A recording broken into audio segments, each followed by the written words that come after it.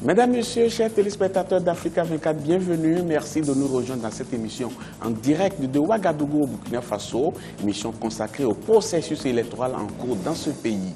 Nos invités sont ici avec nous. Le thème, c'est avec Marie-Angèle Touré. Oui, chers téléspectateurs, dans la perspective de vous permettre de vous faire une opinion éclairée sur ce scrutin, nous vous proposons dans un premier temps de faire un bilan de la transition censée prendre fin après l'élection du futur président du Faso. Puis nous reviendrons sur le rôle de la société civile, des organisations de la société civile dans le pays des hommes intègres. Et pour ce faire, nous avons sur ce plateau 4 invités que je vais tout de suite présenter. Amidou Valian, vous êtes membre du Balai citoyen, du mouvement social du Burkina Faso. Soyez le bienvenu. Merci. Bienvenue à vous également, Nathanaël Ouedraogo. Vous êtes représentant du candidat Zéphirin Diabré. Oui, bonsoir. Bienvenue à vous également, Mamadou Cabré. Vous êtes député du CNT, le Conseil national de transition. Exact, merci. Et enfin, bienvenue à vous également, Bassolma Bazié. Vous êtes secrétaire général de la CGTB, la Confédération générale du travail du Burkina. Merci. Et ils sont en plein dans cette émission, mais ils ne sont pas représentés sur ce plateau. Mais il s'agit bien entendu de vous, chers téléspectateurs, vous qui êtes devant votre petit écran. Vous pouvez nous envoyer vos réactions et poser des questions à nos invités sur ce plateau par des canaux bien précis. Par un en particulier d'ailleurs, burkina2015@africa24tv.com. Vous pouvez nous envoyer bien sûr vos questions, mais également vos analyses, vos réactions, et nous les lirons sur ce plateau et les personnes présentes y répondront. Bilan de la transition et rôle de la société civile, Marie-Angèle, vous l'avez dit, on va commencer tout de suite avec M. Bazié. Dites-nous, quels sont les objectifs assignés à la transition au moment où on l'installait?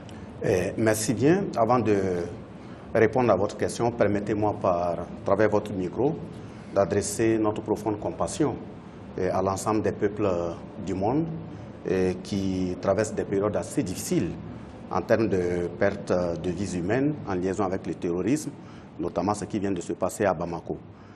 En ce qui concerne la transition, comme vous l'avez désigné, il faut bien dire que l'insurrection populaire des 30 et 31 octobre 2014 est le concentré d'un certain nombre de préoccupations non résolues au niveau des populations. Préoccupations au niveau économique, préoccupations au niveau politique, préoccupations au niveau social. Et de ce point de vue, le peuple burkinabé, qui était au bord du gouffre, s'est organisé, s'est mobilisé, est descendu pour dénoncer une prise en otage de son avenir. Parce qu'il y a un certain nombre de préoccupations telles que la lutte contre la vie chère, la lutte contre la corruption, la lutte contre la fraude, la lutte pour l'approfondissement de la démocratie et la défense des libertés démocratiques. Voilà les raisons qui ont poussé le peuple à descendre. Donc de ce point de vue, s'il y a une transition qui a été mise en œuvre, les premières préoccupations devaient être essentiellement s'attaquer à ces éléments qui ont été évoqués pour permettre au peuple d'avoir espoir. Et malheureusement, dès le 1er novembre 2014, il y a eu un coup d'État, un détournement de l'orientation de cette insurrection populaire. Et à partir de là, avec les officines internationales qui mettent l'Afrique au pas, les pays africains au pas, donc il y a un problème véritable d'indépendance. Ça fait que l'orientation et les missions qui devaient être assignées à la transition ont été déviées et concentrer l'orientation et la mission de la transition à l'organisation uniquement que d'élections. Mais l'insurrection populaire n'était pas pour aboutir à l'organisation d'élections. De toute façon, aujourd'hui, nous comprenons que malgré qu'il y ait la campagne présidentielle qui se tient dans beaucoup de ministères, sur le terrain, dans beaucoup de mines, il y a des grèves, il y a des mouvements de protestation. Ça veut dire que c'est comme si la volonté du peuple a été déviée, et son combat, le résultat de son combat a été dévié. Donc voilà pourquoi nous sommes toujours en alerte, nous sommes sur le front pour interpeller la transition et lui dire, même si c'est sous le joug des officines internationales que la mission essentielle a été déviée, nous sommes toujours au front, nous allons sensibiliser, mobiliser, organiser le peuple pour que ce soit la transition, elle soit interpellée par rapport aux engagements non tenus, mais même les candidats qui vont venir pour qu'ils sachent que véritablement, il y a des préoccupations qui les attendent. Alors, M. Cabré, au vu du contexte qui prévalait il y a un an à peu près, comment diriez-vous que cette transition a été menée? Bon, merci. Je pense que la transition aurait pu se dérouler et aller jusqu'à bon port si simplement on n'avait pas exclu les politiques. On a rédigé une charte de la transition où on a dit que le président ne devrait pas être un homme politique, où on a exclu certains acteurs politiques, alors que c'est eux qui, en quelque sorte, ont levé le lièvre, qui l'ont pourchassé et même rattrapé. Comme il a dit tout à l'heure, le lièvre a été arraché entre leurs mains. Et dans ce cas de figure, on ne peut pas pouvoir conduire la transition de façon heureuse si ce n'est de naviguer à vue. Et c'est ce qui est déplorable. Monsieur Cabré, quand on voit quand même, on a vu qu'il y a eu un certain nombre de mois de fonctionnement par rapport à la transition, par rapport à l'équipe de transition, et le coup d'État n'est arrivé que bien après. Est-ce que le bilan fait, à partir du moment où on a installé les institutions de transition, jusqu'au moment où le coup d'État est intervenu, est-ce que tout s'est relativement bien passé? Bon, relativement bien passé, on pourrait repartir même dès le début de la mise en place des différents organes de la transition, parce qu'il y a eu un signal fort qui a été donné par la réaction de la population, notamment concernant la nomination d'un certain nombre de ministres au sein du gouvernement. Je veux parler du ministre de la Culture en son temps, Adama Sayon, et du ministre des Infrastructures, Djigimde, dont les nominations ont été dénoncées, parce que ces organes de la transition-là qui ont été mis en place, si on peut le dire, n'ont pas, à leur début, reflété les aspirations réelles des populations. Donc, dès le début, il y a eu des protestations pour recadrer un certain nombre de choses, histoire de dire que la transition aussi a marché en ayant en face d'elle des gens qui veillaient au grain. Donc, hormis ça, il y a eu des signaux aussi qui ont été donnés, notamment par rapport à la moralisation de la vie publique. Je veux parler des interventions de la société civile qu'il y a eu concernant les émoluments des députés. La société civile est montée au créneau pour dire que cette population-là, ce peuple-là ne peut pas sortir, consentir autant de sacrifices et qu'il y ait des organes de la transition, qu'il y ait des membres qui ne viennent pas consentir des sacrifices et donner l'exemple au peuple burkinabé et montrer qu'ils sont là pour répondre aux aspirations des populations. Et pour revenir au coup d'État, il y a eu des signaux forts qui ont été donnés. Plusieurs fois, cette transition-là a été interpellée sur la nécessité de la dissolution du RSP parce qu'elle a intervenu à plusieurs reprises pour interrompre le Conseil des ministres. La transition est restée là tergiversée sur cette question-là jusqu'à ce que le 16 septembre dernier, le coup d'État ait lieu et que la population ait encore à descendre dans la rue pour faire front contre ce putsch-là et rétablir les organes de la transition pour qu'on puisse aller aux élections. Monsieur Ouedraogo, avez-vous eu le sentiment également qu'il y a eu dissonance entre les attentes de la population et les actes menés par ce gouvernement de transition? Bon, je crois que quand on fait un bilan, il faut être global. Et pour moi, quand on regarde, je pense que le bilan est positif. Parce que pour moi, une transition n'est pas égale à l'insurrection. Il ne faut pas confondre l'attente du peuple insurgé et ce que la transition fait. D'ailleurs, son nom veut dire qu'il y a une période qu'on prend pour organiser les choses, pour justement installer quelque chose qui va répondre à l'insurrection. Donc pour moi, la transition qui est une période donnée devait répondre pour moi à 2 ou 3 éléments. Le premier élément pour moi, c'est de toiletter certains textes législatifs. C'est pour cela qu'on a mis en place le CNT. Deuxième objectif, organiser des élections et pour moi, répondre rapidement à quelques urgences, c'est-à-dire les besoins de base qui permettent à un État de rester en fonctionnement.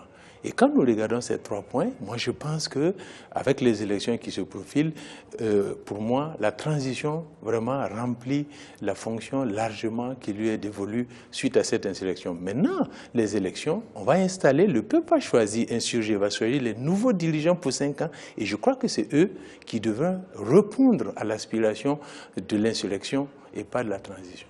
Nous venons de faire un premier tour de table. Nous allons quand même regarder un élément d'illustration afin de pouvoir mieux apprécier le débat. Oui, car quel bilan peut-on réellement faire de cette transition mise en place depuis le départ de l'ancien président Blaise Compaoré? Quelles leçons peut-on en tirer? Comment a-t-elle été menée d'ailleurs cette transition? Et a-t-elle atteint les objectifs qui lui avaient été assignés? Autant de questions auxquelles, bien sûr, nous allons répondre sur ce plateau avec nos invités. Mais avant, place au reportage de Wendiam Valentin Compaoré, notre correspondant au Burkina Faso. Plus que quelques semaines, la transition en cours au Burkina depuis novembre 2014 prendra fin. Une transition qui aura engrangé des acquis à son actif. Lors de son dernier discours à la nation, le Premier ministre Isaac Yacouba Zida a évoqué l'adoption d'un programme socio-économique d'urgence de la transition. D'un coût total de 25 milliards de francs CFA, ce programme met particulièrement l'accent sur le soutien aux initiatives des jeunes et des femmes et le renforcement des infrastructures éducatives et sanitaires. Les réalisations les plus significatives ont concerné le renforcement des capacités des administrations publiques, notamment par le recrutement de 15 705, dont l'effectif connaîtra une hausse en 2015 avec 20 653 postes à pourvoir. La poursuite de la formation technique et professionnelle des agents de l'État à travers les écoles de formation professionnelle. Le 7 avril 2015, le Conseil national de transition adoptait un nouveau code électoral, un code qui exclut d'anciens cadres de l'ancien parti au pouvoir. Ce code a suscité la polémique. J'aimerais bien comprendre, dans la mesure où l'argument, en tout cas avancé pour justifier mon exclusion, avec d'autres personnes, il y a Zoma Jérôme qui est également maire à Koudougou, et puis Bouda Bouakar qui était chargé de mission à l'Assemblée, et plus moi-même qui n'occupe aucun poste administratif ni politique, enfin, en dehors de mon poste de secrétaire adjoint chargé du mouvement associatif du CDP, qui suis victime, ou qui sommes victimes, nous trois, d'une mesure d'inéligibilité injustifiée et injustifiable. Après l'insurrection populaire qui a fait 24 victimes et de nombreux blessés, le pays a connu le 16 septembre 2015 une autre crise. Ce jour, le régiment de sécurité présidentielle prenait en otage les membres du gouvernement et suspendait les institutions du pays. Un putsch manqué certes, mais qui a fait 15 autres victimes. Pour certains activistes de la société civile, la justice tant souhaitée tarde toujours à être une réalité. On se disait vraiment qu'avant la fin de la transition, quand même, les choses allaient avancer dans ce domaine-là. Mais jusqu'à aujourd'hui, le problème des martyrs, personne ne parle de justice pour les martyrs. On se contente seulement de leur rendre hommage, de baptiser des places de martyrs à Bobo et à Ouaga, de monter des stèles et des monuments. Tout ça, c'est bien, mais la meilleure façon de rendre hommage à ces martyrs-là, c'est de les rendre justice. Somme toute, le Burkina va vers un retour à l'ordre constitutionnel après les élections dont le processus est déjà en cours. Je pense que pour toute personne qui connaît ce que c'est qu'une transition, acceptera que les résultats obtenus par l'équipe de la transition, ces résultats-là méritent d'être salués. Tout simplement parce que toute transition est fragile et difficile. Les élections couplées présidentielles et législatives sont prévues pour le 29 novembre 2015. Depuis le dimanche 8 novembre 2015, les 14 candidats en liste pour la présidentielle sont à la conquête des voix de 5,5 millions d'électeurs burkinabés. Monsieur Bazier, on revient sur ce plateau. Vous avez dit tout à l'heure quelque chose de très important. Vous avez dit que des officines internationales ont dévié la transition de sa trajectoire. Mais vous faites allusion à qui concrètement? Je n'ai pas trop compris. Merci bien. Je pense que le premier élément que je peux citer, c'est la CEDEAO. La CEDEAO, à travers ses instances, a bien indiqué qu'au niveau du Burkina, le rôle de la transition, c'est l'organisation des élections. Et c'est la même CEDEAO qui, dans les premiers moments, a évoqué la question d'exclusion au Burkina. Et quand nous disons que la transition, telle qu'elle a fonctionné, les autorités, non seulement ont manqué du courage, mais on ne peut pas seulement indexer les autorités, il faut indexer aussi les partis politiques qui ont accompagné ces autorités. Voilà pourquoi quand on doit faire un bilan dans la vie d'une nation, ça ne doit pas se faire avec état d'âme, ça ne doit pas se faire avec des sentiments, ça ne doit pas se faire avec de la légèreté. Si la transition a marqué des points positifs, nous allons les noter. Si la transition n'a pas fonctionné, il faut qu'on ait le courage de dire que ça n'a pas marché et qu'on indique là où ça n'a pas marché parce que c'est l'avenir de toute une nation.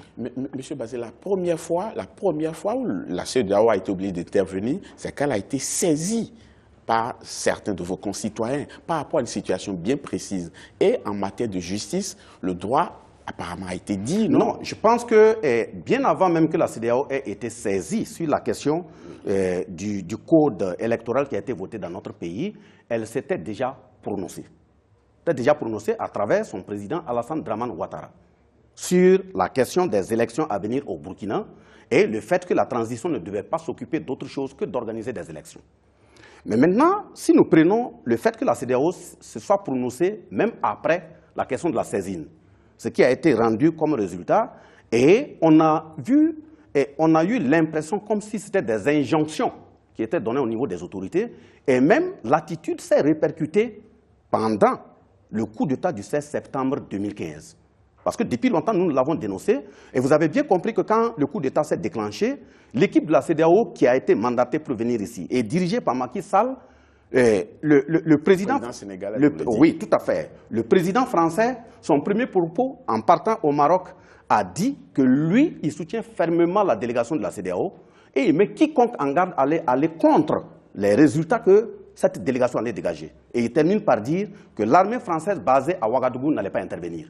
Les Burkinabés n'ont jamais demandé à une armée étrangère dans notre pays d'intervenir. Nous, notre objectif, c'est même de dissoudre ces bases militaires dans nos pays dont les accords ont été signés, on ne sait avec qui.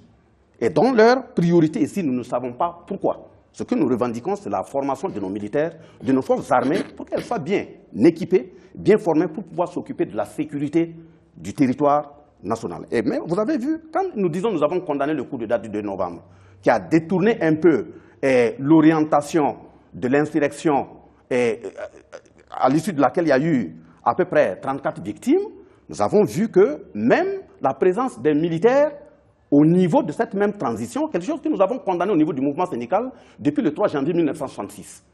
On ne peut pas admettre que des gens viennent, certainement soit ils ne maîtrisent pas bien le passé du pays, ou bien parce qu'ils ont des calculs, j'allais dire, des intérêts personnels à défendre, qu'on doit ignorer le passé du pays sur la base de calculs personnels et puis amener l'armée sur. On va essayer de prendre des éléments précis afin de pouvoir apprécier le travail qui a été fait.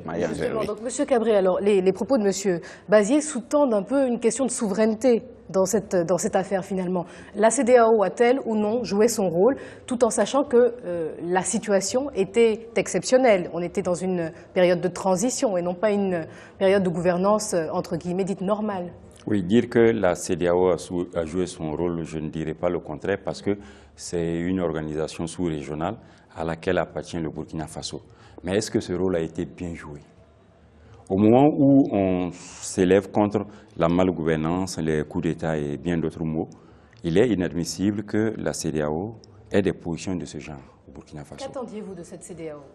Moi, je m'attendais beaucoup plus à ce que la CEDEAO suivre les vraies pulsations du peuple burkinabé pour justement emboucher la même trompette et faire comprendre aussi bien à M. Blaise Compaoré qu'à ceux qui ont voulu, les nostalgiques, rétablir ce régime-là, que leur temps était révolu. Mais ça n'a pas été le cas. Et je dirais que nous, Prit-Lanaya, nous sommes d'avis avec ce que M. Bazier a dit, dans la mesure où nous, Parti républicain pour l'indépendance totale, nous n'entendons pas 55 ans après notre indépendance être toujours sous la coupe réglée d'une autre puissance, d'une organisation ou de toute autre officine comme il a qualifié. Maintenant, là où je ne suis pas d'accord avec lui, lorsqu'il parle de déviance et de complicité des partis politiques, bon, on n'est pas là pour se jeter des flèches, mais reconnaissons quand même que c'est les partis politiques qui ont été aux avant-postes pour mener la lutte contre le régime de M. Blaise Compaoré. Eux-mêmes, dans le syndicat, ils n'ont pas embouché la même trompette que nous. Même la veille de l'insurrection, lorsqu'ils ont tenu leur meeting, après le peuple leur a demandé « et demain ». Personne n'a dit « sortons dans la rue ». Ça aussi, il faut qu'on reconnaisse, au moment où les autres sont prêts pour donner leur poitrine à perforer par les G3 et les autres Kalachnikov, d'autres par contre n'ont pas trouvé moyen de dire ça. Parce qu'ils s'estimaient être dans un milieu qui n'est pas le même sillon que la politique. Et aujourd'hui, si on a failli, peut-être que s'ils étaient là, ils auraient pu nous redresser et nous guider dans certains domaines. Maintenant, on laisse, comme on le dit à Mouré, les fantômes sont dans la case et on veut les faire sortir de cette manière. Ce n'est pas tout à fait logique aussi. Il faut que chacun assume sa responsabilité historique par rapport à ses prises de position dans le débat politique burkinabé. Monsieur Ouédraogo, il va falloir quand même que vous disiez un mot sur le rôle de la CEDEAO aussi avant qu'on ne passe à autre chose. Est-ce que selon vous, la CEDEAO, de par ses interventions, a réellement dévié la trajectoire de cette équipe de transition? Bon, moi je reviendrai sur la souveraineté du peuple burkinabé. Et notre président Zéphirin Diabré de l'UPC l'a toujours dit, personne ne viendra faire le Burkina Faso à la place des Burkinabés. Donc moi je considère que le peuple burkinabé est souverain quand, comme dit Cabré, le peuple a voulu chasser Blaise. Il y avait beaucoup de ces organisations sous-régionales, internationales qu'on n'a pas entendues. Mais ça n'a pas empêché que le peuple se soulève et que Blaise Compaoré parte du pouvoir. Et moi, je continue à croire que ce peuple-là, qui a montré que c'est aux yeux du monde entier que c'est possible, comme on dit aux États-Unis, yes we can. Donc je crois qu'aujourd'hui la jeunesse africaine a un modèle et moi je pense que quelle que soit d'ailleurs l'organisation ou la tutelle ou la puissance, vraiment l'Afrique doit se réveiller par sa jeunesse et conquérir les espaces de pouvoir. Parce qu'aucune liberté en fait n'est donnée. Et toute liberté doit être conquise. Monsieur Balian, trouvez-vous que les organisations sous-régionales, telles que par exemple la CEDEAO, ont marqué les esprits lors de ce tournant décisif au Burkina Faso ou non? Bon, si la CEDEAO a marqué les esprits, c'est certainement pas positivement, parce que je prends l'exemple du coup d'État qui s'est produit et que quand la médiation est arrivée, qu'il y a eu des tractations et des négociations pour sortir de la situation de crise, on a senti vraiment que le penchant de la CEDEAO avait pratiquement un parti pris, parce que ça s'était ressenti lors même de l'adoption du code électoral qui écartait un certain nombre de personnalités qui avaient des responsabilités par rapport aux événements du 30 octobre 2014, qui estimaient que c'était de l'exclusion politique. Et la revendication principale de ces putschistes-là était que certaines personnalités étaient écartées des élections et que c'est sur la base de ces revendications-là qu'ils faisaient ces putschs-là.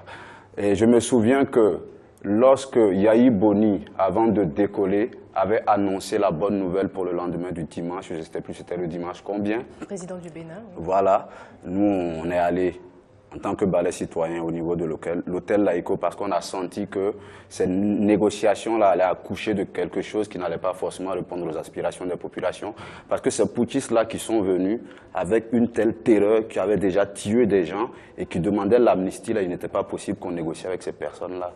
Voilà, donc on y était et on a été chassé là-bas par ces mêmes éléments du RSP, mais la CEDEAO n'a pas vraiment tapé du poing sur la table par rapport à cette situation-là. Donc elle s'est illustrée vraiment de façon négative par rapport à cette question-là.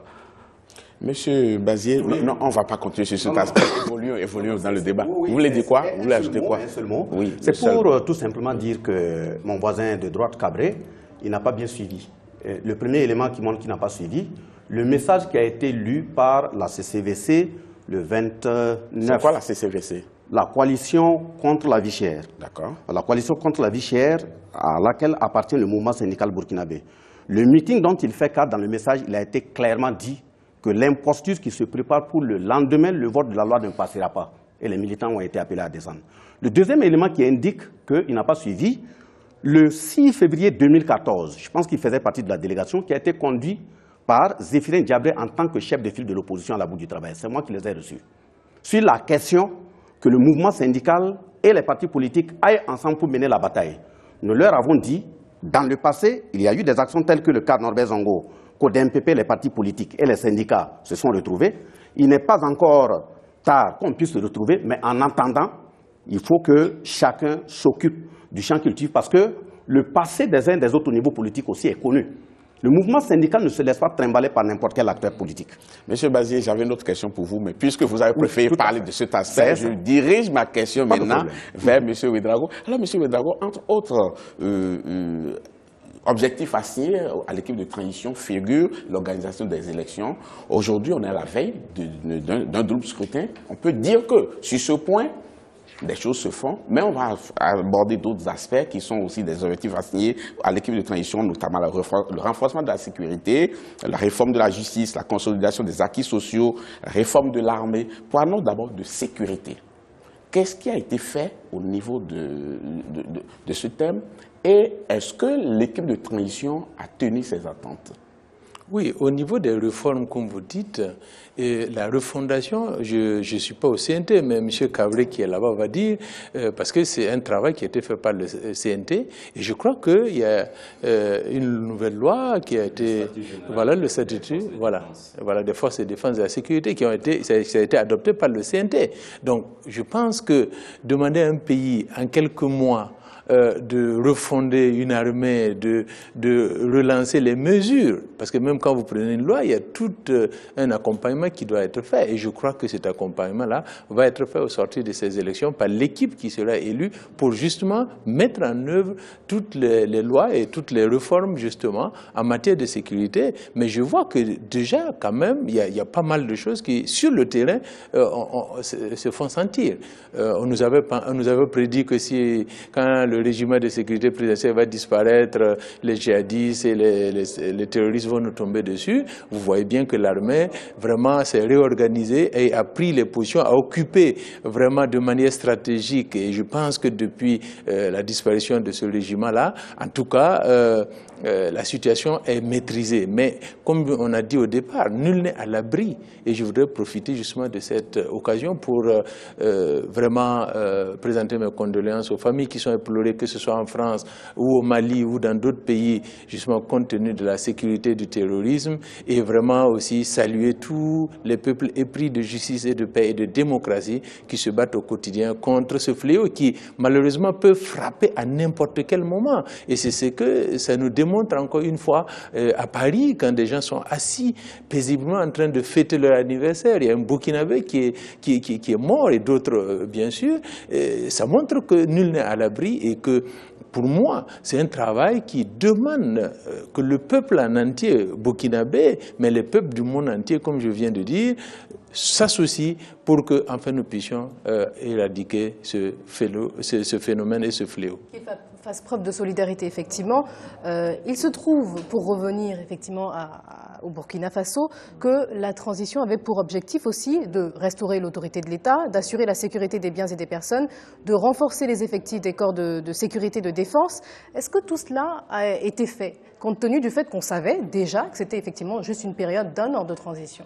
Oui, on peut dire que c'est sur vrai, parce que la restauration de l'autorité de l'État, en fait, si les Burkinabés à un moment donné ou à un autre étaient des Burkinabés qui font preuve d'incivisme, c'est en refus du régime qui nous gouvernait.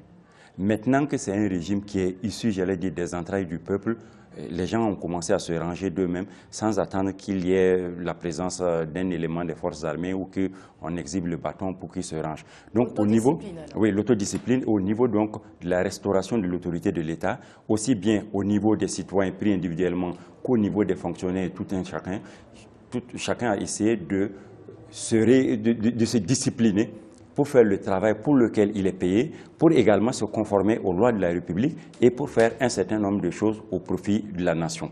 Maintenant, sur les forces de défense et de sécurité, comme vous le savez, c'est un domaine, j'allais dire, assez délicat. Et ça ne court pas les rues, on ne fait pas de conférences de presse à tout moment pour dire on a acheté tel armement, on a formé tel effectif dans telle spécialisation. Mais ce que l'on sait, c'est que de plus en plus, ceux qui sont dans la profession prennent du coup pour aimer ce qu'ils sont en train de faire et les gens sont décidés maintenant à s'adonner à la tâche. Si on prend l'exemple du coup d'État, pour la plupart du temps, il est bien vrai que la hiérarchie a demandé à ce que les forces de défense descendent, mais avant que le mot d'ordre ne soit donné, c'était généralement les officiers subalternes et peut-être au grade de commandant les officiers supérieurs qui avaient pris la décision que si ça foirait, ils allaient taper sur Ouagadougou pour rétablir l'autorité de l'État, pour rétablir les institutions de la transition.